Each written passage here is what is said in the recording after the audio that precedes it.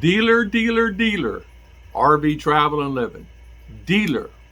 Dealers will slap you with any fees they can. They're wheeling and dealing right now for you to buy an RV from them. Now's the time to get some do some transactions on your RV. So stay tuned.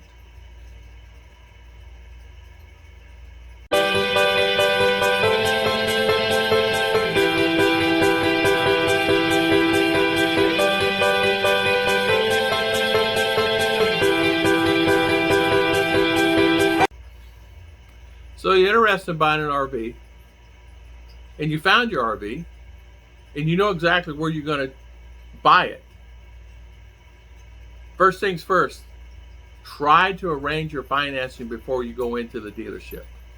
You'll find yourself better off. And the reason you'll find yourself better off is because the dealer always wants you to go through their dealership because they tack on many fees. And the tack on of fees can be quite frustrating and complicated. They will always hit you up with their fees. Well, through our bank, it's a lot better. We can actually, you're getting 6%, ours are 5%. But they don't realize that what they're doing is tacking on this price. Something I always said is, and I said this to a car dealer, I need to know out the door price, OTD. I need to know out the door price. So no matter if you're buying a car or you're buying an RV or you're buying anything, and plan to be in there for a while trying to get everything resolved. Whatever you do when you buy that RV, whatever you do before you do anything, make sure you drive it and make sure you write down everything if there's anything wrong with it. If there's anything wrong with it.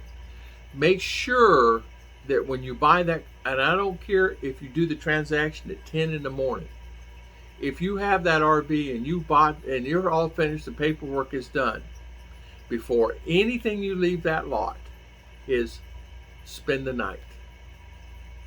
You're going to say, well, why in the world would I want to spend the night at the RV dealership? It's because you want to run everything you can on that RV. The stereo system, the slide outs, the generator. You want to find out everything, the lights, very important. You want to find out the solar works. You want to find out if it's going to start correctly. Even though it's brand new, don't mean it's going to be in perfect shape. Or even if it's used, and say, well, we did our 440-point inspection on this, and this thing is really pristine.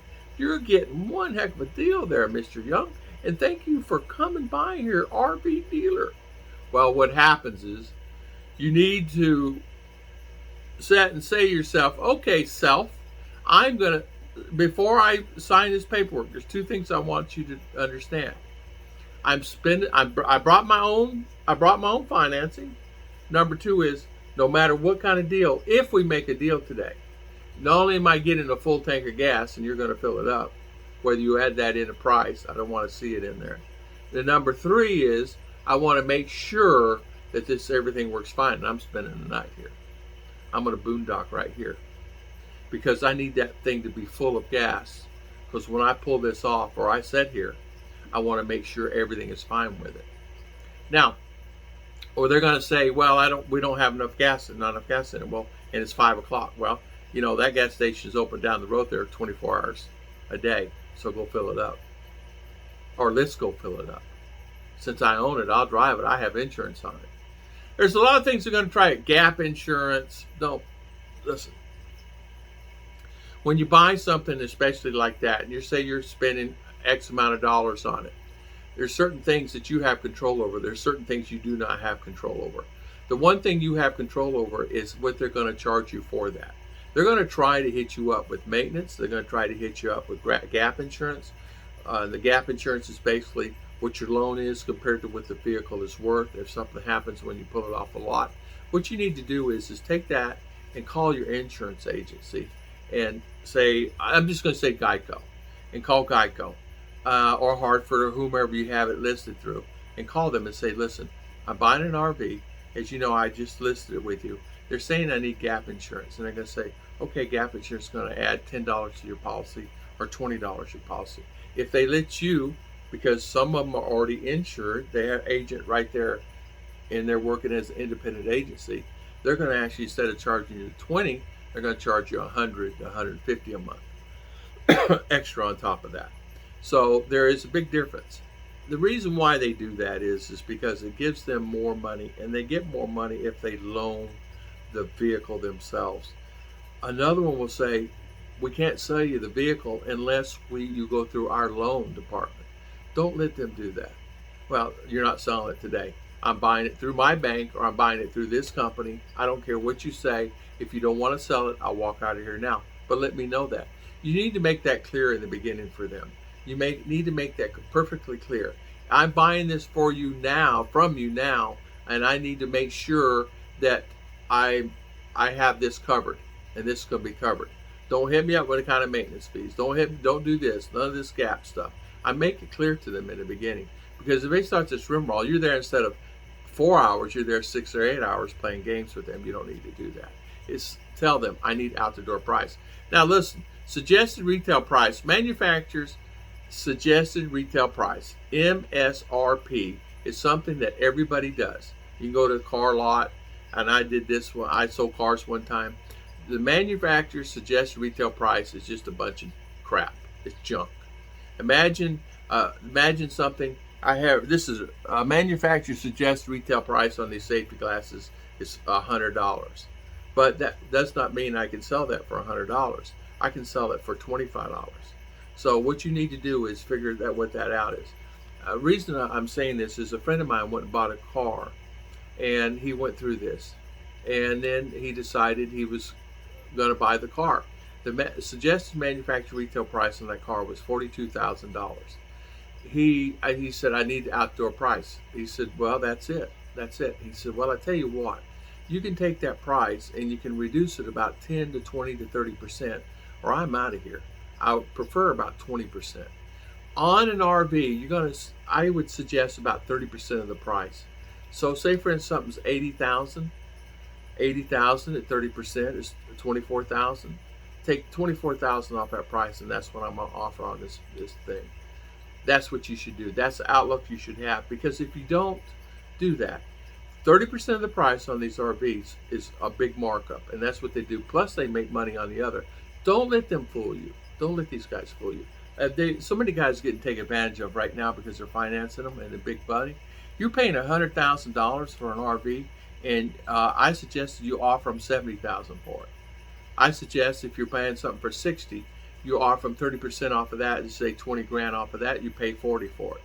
Because it is, and I'm talking a new RV, even a used RV, you can go in with a 10, 20, 30 rule. I can say 10% or 20. I always shoot high. I said, listen, you knock off 30% off of this, and we got a deal today. Make sure you have your funding available, because if your funding's available, you can play any game you want with them. And you'll find you'll get some good deals, and you can walk out of there. You won't need any gap insurance. You won't need anything, because you're walking out of there, even though that thing depreciates 10, 15%. Once you pull off that lot, you're going to say to yourself, this is the wisest decision I made. Having my insurance, going in there, having my idea, because you have an idea of what you're going to have. You just let your insurance company, what is it going to run me if I buy a so-and-so date RV, this. They're going to tell you. They can give you a quote over the phone or do it online. There's many things that you can do, but if you have your financing available, you can go in there and say, listen, 30% off of this RV right now, and you got a deal. You're going to say, no way. There is no way I can offer 30%. That's less than cost.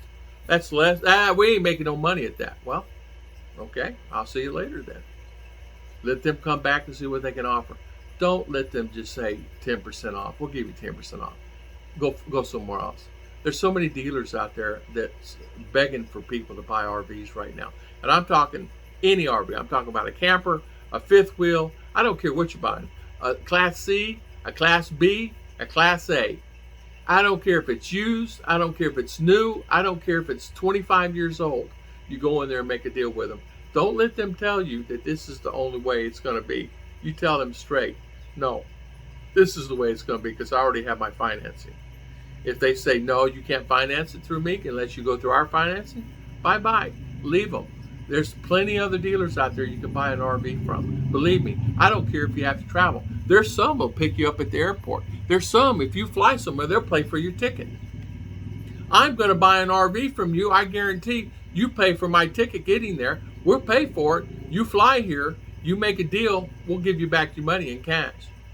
And my friend did that. He went to Cheyenne, bought it from a really good dealer up there, another guy, and bought and made a deal with the guy, because this guy is known to be just deal and the best RV, and he guarantees it. He gives you a written guarantee for 6 months, no matter what goes on it, what happens with it. I don't care if a tire blows out. He takes care of it.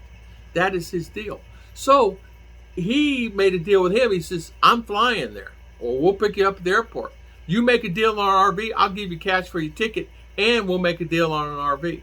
And they did. Did they add it in price? They could have. But he walked out there with the 30 rule. They wanted X amount for that RV. He offered them, he took 30% off the cost of that RV, and I'm buying it. He walked out of there. It was a $60,000 RV. It was used. He got it down to $40,000. So he was happy. He was happy. And they filled up the car. They paid his plane ticket in cash. Filled up the RV, I'm sorry. Now, how can you beat that? So not only you got 30, you got more than the 30. So I say this is something that's very important. I hope people that are looking for an RV just listen to this, and hopefully you get some insight on this. Don't let anybody take advantage of you, because I've been taken advantage of. And I've learned. It's amazing. I wish I knew now. I mean, I wish I knew this back in the days when I was, 50 years old or 45 years old. But I know now what to do. The key is arrange your financing first and then worry about the other later. God bless everybody. Thank you so much for always watching RV Travel and Living. We'll see you guys next time.